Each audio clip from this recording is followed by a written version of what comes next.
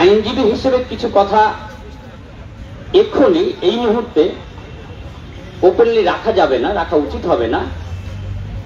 এই কারণেই আমি বিশ্বাস করি এই মামলাটি মানে so far the legal point is concerned, মামলাটির লিগ্যাল ব্যাটেলের ক্ষেত্রে এখনো ইনকমপ্লিট, মানে এখনো শেষ হয়ে যায়নি।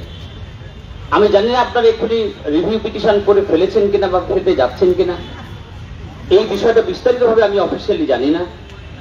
তাহলে আইনি লড়াইটা যেহেতু এখন জারি থাকার কথা, এখন সুযোগ কিছু আছে, অপশনস আর দেয়ার।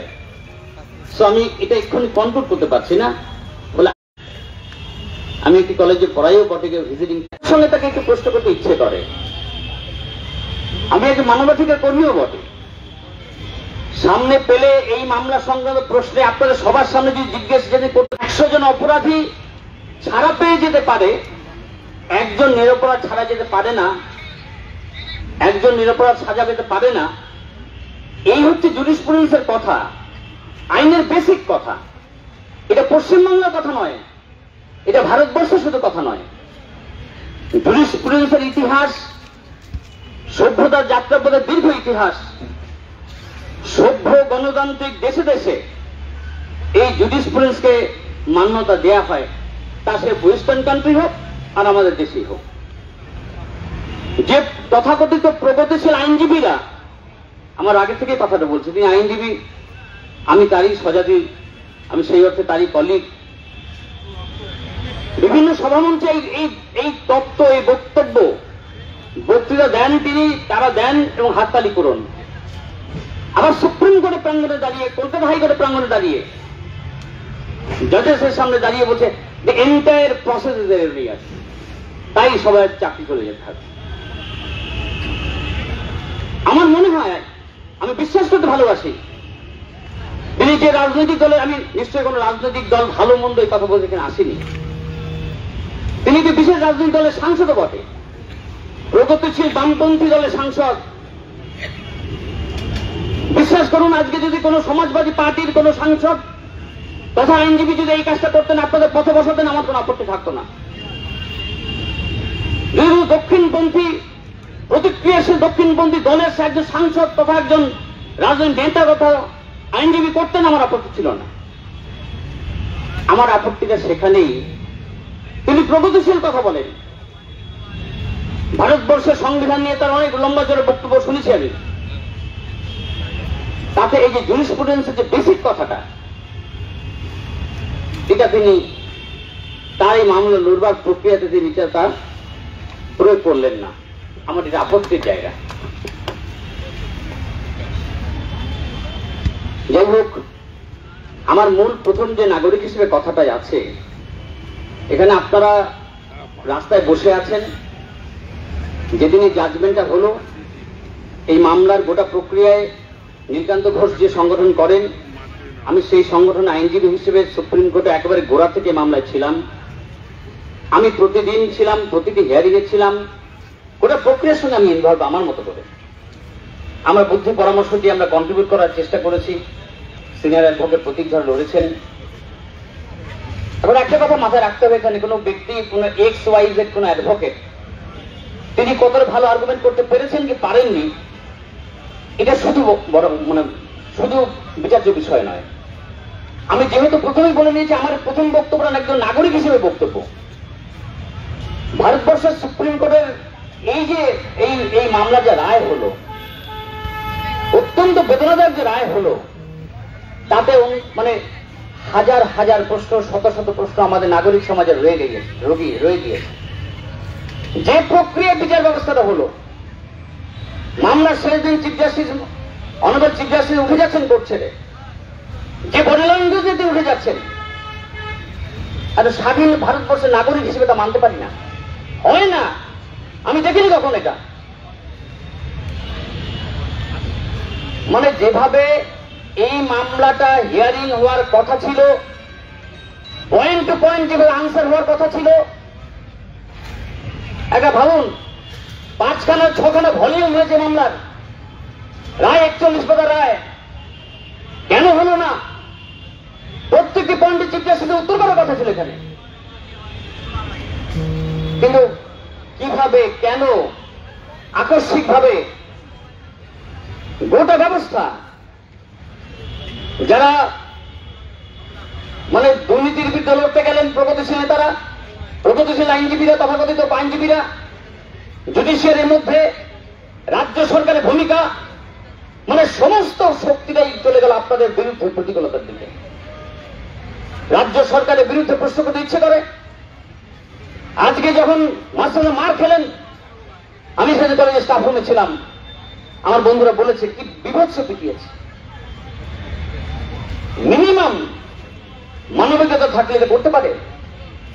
তোমরা চুরি করেছো, অন্যায় করেছো, আবার চোরের মায়ের বড় গলা করে তুমি এমন ভাবে নির্দয় হয়ে যাচ্ছ।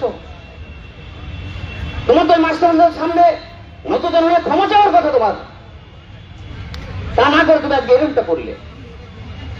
আমি শুধু নাগরিক হিসেবে আরেকটা কথা বলতে চাই, ওটা পশ্চিমবঙ্গের মানুষ, ভারতবর্ষের কথা বা নাই বললাম, যারা দূরে আছেন আপনাদের আত্মীয় পরিজন, যারা সচেতন নাগরিক, তারা নিশ্চয়ই এই ঘটনায় মর্মাহত। শুধু তাই নয়, আপনাদের এই আন্দোলনের পাশে আছে বলে পশ্চিমবাংলার অসংখ্য মানুষ, আমি জানি না সেই মাননীয় মানে আইনজীবী কিভাবে মুখ দেখাচ্ছেন মানুষের কাছে।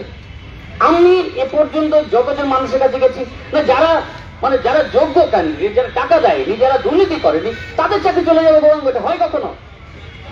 আমি এমন লোক পাইনি এখনো পর্যন্ত, দায়িত্ব নিয়ে বলতে একজনও পাইনি যে চুরি করেছে মিস্টার এক্স আর ওয়াইজের যে চাকরি চলে যাচ্ছে এটাকে মানে সমর্থন করছেন, আমি এখনো কাউকে পাইনি। ওই মাত্র দুজনকে বাদ দিলে, ও দুজনের সঙ্গে আরো কয়েকজন আছে সেটা আমরা জানি।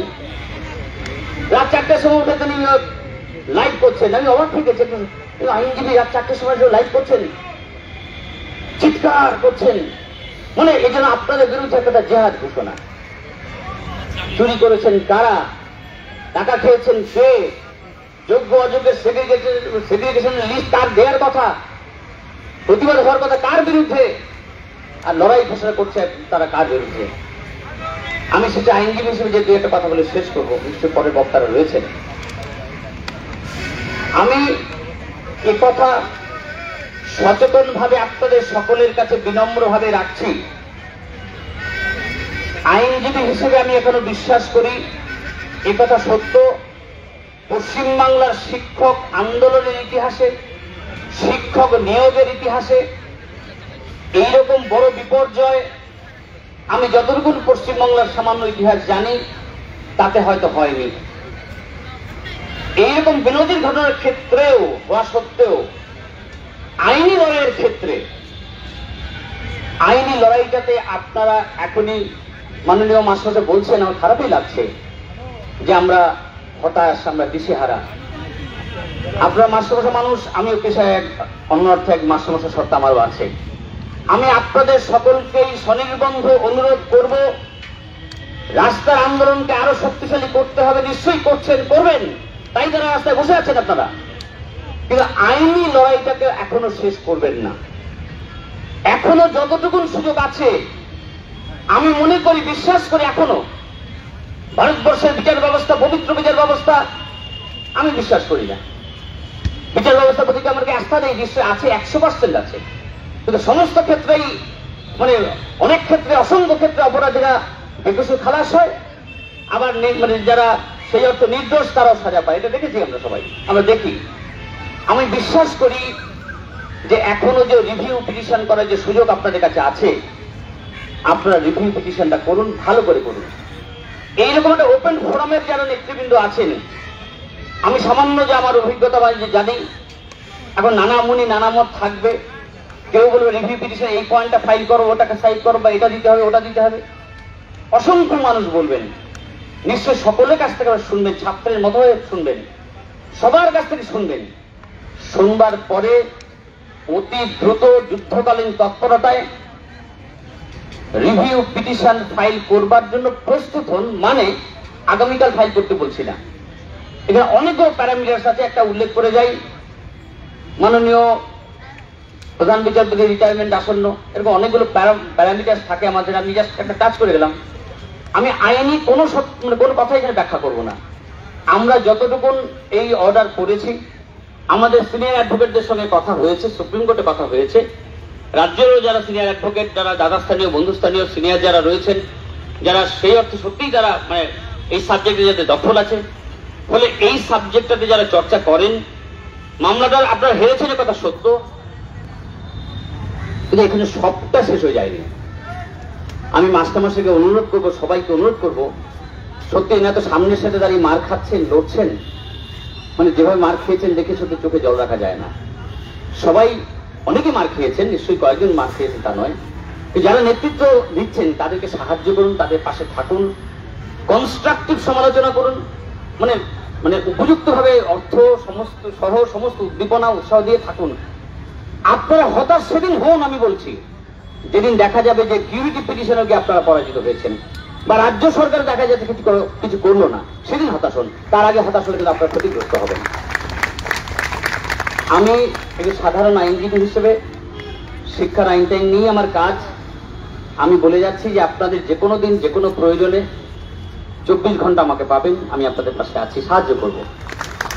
কিছু জানি, কিছু বিষয় যোগাযোগ আছে, কোথায় গেলে কাকে বললে কোন আইনজীবী এই সাবজেক্টটার ক্ষেত্রে উপযুক্ত হবে, কোন পয়েন্টটা রাখা ভালো হবে, নিশ্চয়ই আমার কথা শেষ হবে না। নিশ্চয়ই আপনারা সিনিয়র অ্যাডভোকেট প্যানেলের সঙ্গে নিশ্চয়ই কথা বলছেন, বলুন।